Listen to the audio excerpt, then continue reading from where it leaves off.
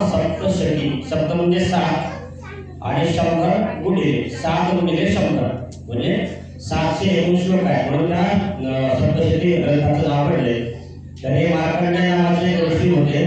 त्या ऋषींनी देवीची कृपा प्राप्त करून घेतली आणि त्याच्यासाठी म्हणून भक्तांच्या कल्याणासाठी त्यांनी हा ग्रंथ लिहिला. मार्कंडेय पुराण लिहिले. त्या मार्कंडेय पुराणामध्ये हे सप्तशती नावाचं पूर्ण सगळं प्रकरण त्यामध्ये येतं. वेगवेगळ्या प्रकार आहेत उपासनेचे. त्यामध्ये गणपतीची उपासना आहे, शिवाची उपासना आहे, विष्णूची उपासना आहे आणि देवीची सुद्धा उपासना आहे.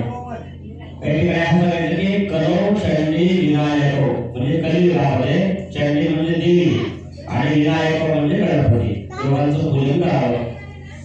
देवीचं पूजन करण्याचं वैशिष्ट्य असं आहे. असं सांगतात की यावेळेस ब्रह्मा विष्णू महेश तीनही देवता असुरांच्या बरोबर युद्ध करत असताना त्यांना सुद्धा कुठेतरी पराजित व्हावं लागलं. काही देवता इतक्या क्रूर होत्या, असुर जे होते ते, की त्यांना आटोपल्या नाही, ब्रह्मादी देवतांना सुद्धा आटोपल्या नाही. त्याच्यासाठी म्हणून तीनही देवतांनी मिळून स्वतःचं तेज काढलं आणि स्वतःच्या तेजामधून एक देवता निर्माण केली आणि ती देवता म्हणजेच दुर्गा.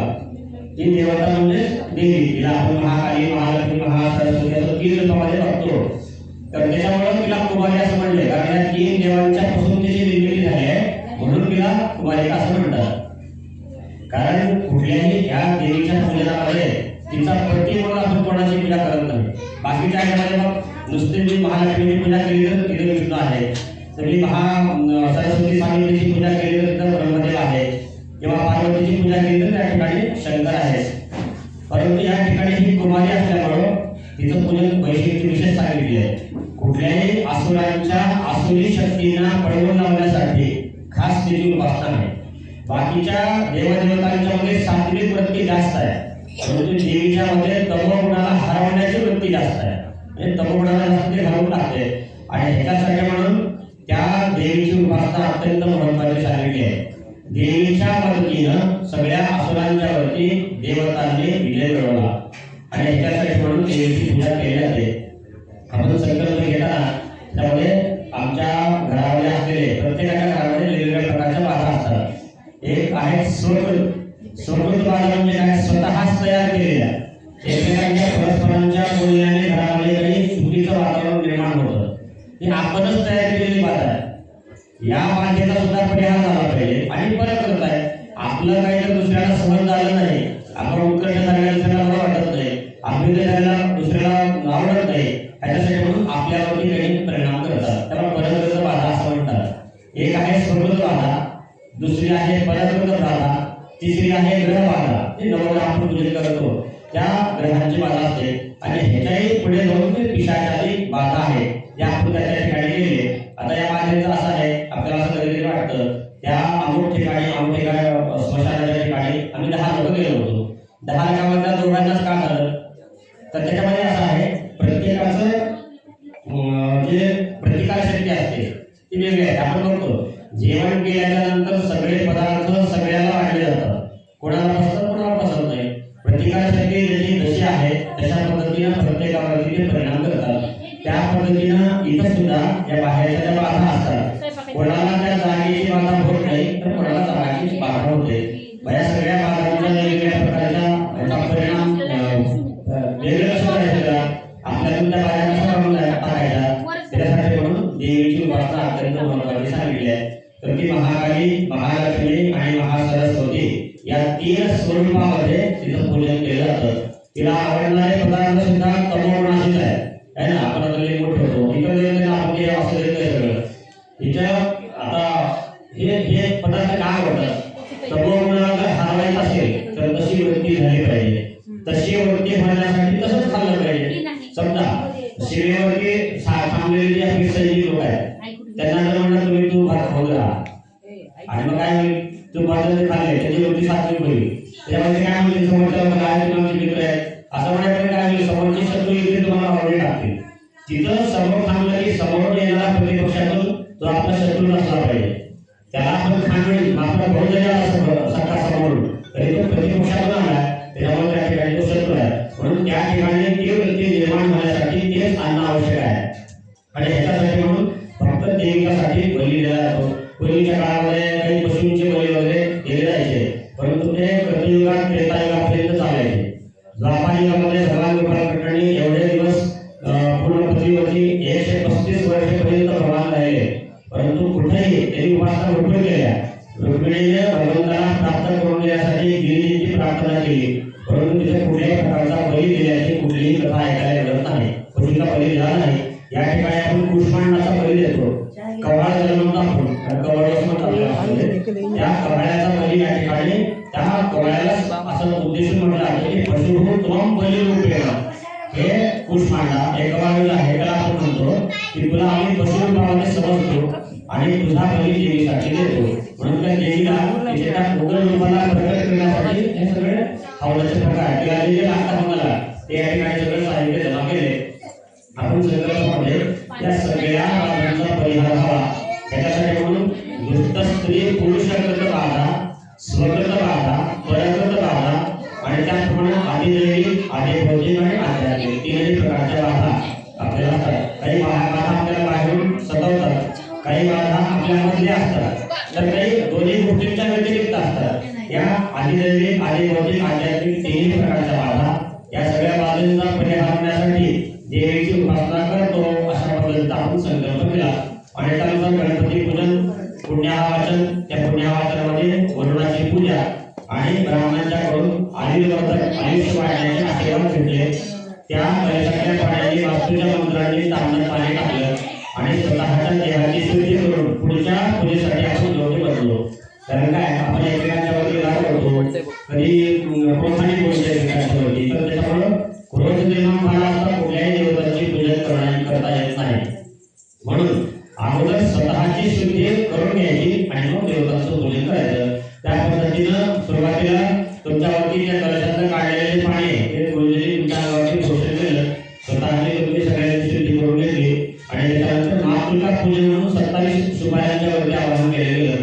ते आपल्या मनानं सुद्धा काहीतरी कळत न कळत हिंसा होतात. मनाच्या हिंसा म्हणजे काय? आपण एखाद्याला सहज म्हणतो असं मी बघतो तुझं असं म्हणणं तर सुद्धा एक प्रकारची हिंसा आहे. मात्र बघितल्यावर काय होतं हा विषय पुढचा वेगळाच आहे. तर या प्रकारच्या वृत्ती आपल्यातून जोपर्यंत जात नाही तोपर्यंत आपली पुढची पूजा करण्याची पात्रता निर्माण होत नाही. म्हणून अगोदर हे सगळं आपण करून घेतलं. त्यानंतर सगळ्या ब्राह्मणांना कावडी अधिकारपत्र दिले. या ठिकाणी इकडे गुरूंच्या मुखातून अभ्यास केले सगळे आहात, फक्त हे कर्म तुम्ही व्यवस्थित पार पाडून द्यावं असा संकल्प करून त्यांना अधिकृत पत्र, आमच्या भाषेला वर्णी असं म्हणतात, तर ते घेऊन या ठिकाणी सगळ्या देवदेवतांचं पूजन केले गेले. त्यामध्ये सुरुवातीला एक चौरंग मांडल्या खालच्या बाजूला दिवाणच्या, तो म्हणजे वास्तूचा या ठिकाणी कलश मांडलेला आहे. वास्तूच्या देवतांचं सगळ्या आवाहन पूजन केलेलं आहे. कारण सगळ्या ह्याच्यामध्ये अगोदर वास्तू महत्वाची आहे, म्हणून वास्तूचं पूजन आणि त्याबरोबर वास्तूचं आवाहन सुद्धा इथे होणार आहे. त्याच्यावरती जे 3 कलश ठेवले त्या 3 कलशाच्या समोरच्या बाजूला देवता मांडले, त्याला ब्रह्मादी मंडल असं म्हणतात. त्या 65 सगळ्या देवता आहेत, त्या देवतांचं आवाहन पूजन केले. मुख्य देवता जी मांडली आहे तुमची जी देवी आहे ती देवी त्या ठिकाणी ठेवून पूजन अभिषेक त्या ठिकाणी सगळं पूर्ण केले. आणि त्याच्या पलीकडे बाजूला शेवटी नवग्रह एकूण 42 त्यांच्या परिवारासहित आवाहन पूजन केले.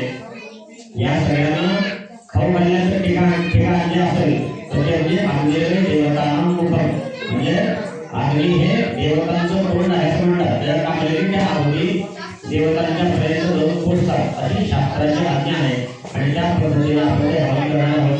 आता हे योग्य प्रकारचे सगळे ब्राह्मण वास्तविक आजकाल काय झाले, कोणी पोथी रिलेटेड पटकन वाचायला लागले.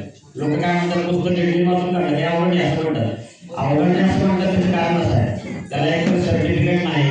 भविष्यात आम्हाला कधी वाटते की सर्टिफिकेट आलं पाहिजे आणि त्याच्याकडे सर्टिफिकेट आहे त्याला पूजा करायला पाहिजे. असं झालं नाही तर काय होईल, कोणी काही उठेल कोणी काही करतील, परंतु त्याच्यामुळे काय होईल फळाची जी अपेक्षा आपली ती कमी होते. फळं आपल्याला फळ चांगले मिळायला पाहिजे त्याच्यासाठी म्हणून योग्य प्रकारचे ब्राह्मणामध्ये वैशिष्ट्य असं आहे नुसतं अभ्यास केला आपण चालत नाही, रोजचं आपलं नित्य कर्म करणारा पाहिजे आणि तेही कुठल्याही प्रकारची अपेक्षा न ठेवता कर्म करायचं आहे. सकाळ संध्याकाळ रोज ते संध्या करायची आहे. प्रत्येकाच्या ब्राह्मणाच्या घरात रोजच्या रोज किमान देवतांची पूजा झाली पाहिजे आणि असे कर्म करणारे ब्राह्मणांचे पाया पडण्याची योग्य आहे. नाहीतर कोणी कोणी गेली वाचायला लगेच आपण पाया पडलो असं होऊ शकत नाही. त्याच्यासाठी म्हणून त्या ब्राह्मणांनी स्वतःची पात्रता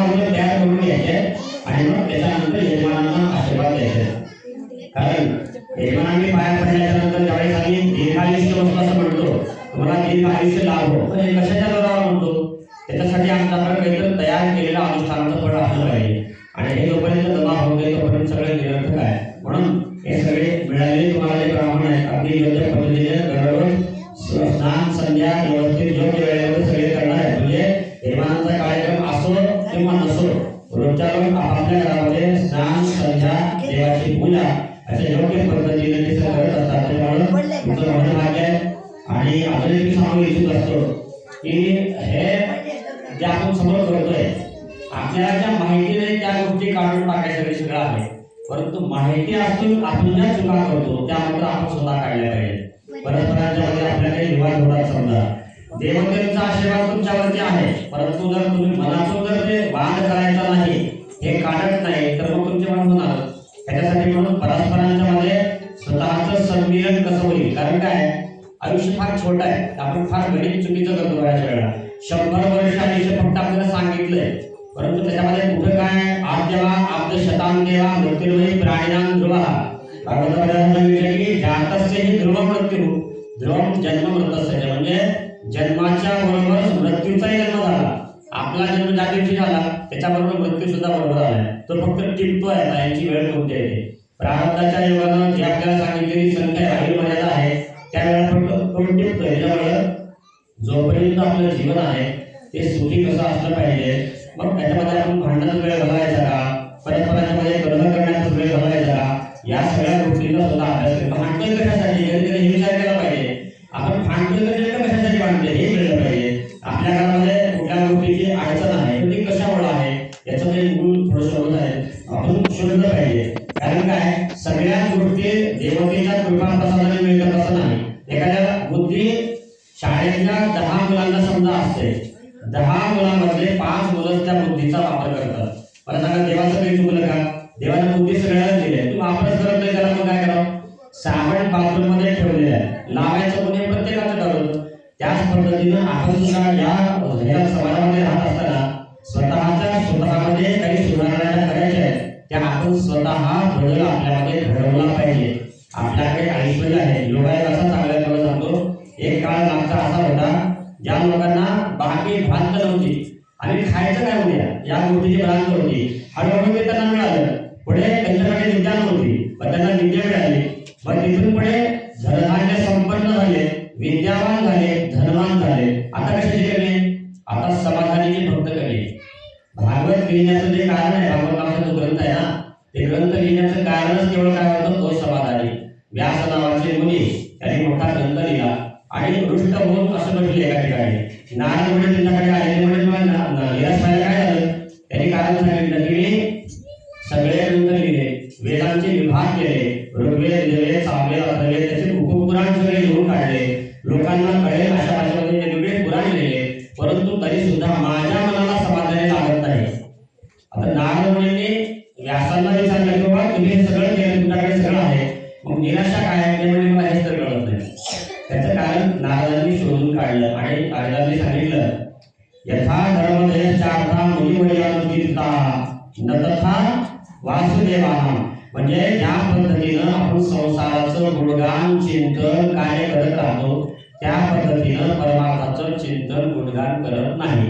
त्या पद्धतीने म्हणजे आता आपण कॅल्क्युलेशन करून बघा, सकाळी उठल्यापासून संध्याकाळी झोपेपर्यंत देवतेची पूजा देवतेचं चिंतन आपल्या याच्यामध्ये किती होतं आणि संसाराचं चिंतन किती होतं का?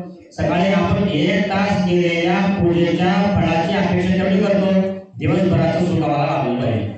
आणि संध्याकाळी तर काहीच करत नाही, फक्त ते फुकट मिळालं पाहिजे. परमेश्वरानं आपल्याला दिले ना ते भरपूर दिले, फक्त आपल्यामध्ये संतुष्टता असली पाहिजे. परस्परांच्या मध्ये समन्वय भाव असणं अत्यंत आवश्यक आहे. स्वतःच्या घरात पुढे चांगलं राहून चालणार नाही तर समाजामध्ये राहताना सुद्धा चांगलं आपण राहायला पाहिजे. आपल्याला जशी दुसऱ्यांच्याकडून चांगल्याची अपेक्षा आहे, दुसऱ्यांची आपल्याकडून चांगल्याची अपेक्षा आहे. त्याच्यामुळं काही गोष्टी परमेश्वराकडून कृपा प्रसादाने आपल्याला सगळ्या मिळाल्या. आपलं आरोग्य चांगलं आहे, धनसंपत्ती मिळाली, संतान आपल्याला बऱ्यापैकी आहे, नसतील तर होतील सुद्धा, भगवत कृपेने सगळे प्राप्त होतील. परंतु त्याचबरोबर आपल्या झालेल्या ज्या चुका आहेत त्या मात्र आपल्या आपण सुधारल्या पाहिजे. हे कधी निर्विवाद सत्य आहे. त्याच्यामुळे इथे चाललेला नवचंडीचा हा जो कार्यक्रम आहे अत्यंत उत्तम पद्धतीने आपण श्रद्धायुक्त भावती अंतःकरणायुक्त होऊन करत आहे. त्याच्यामुळे देवीचा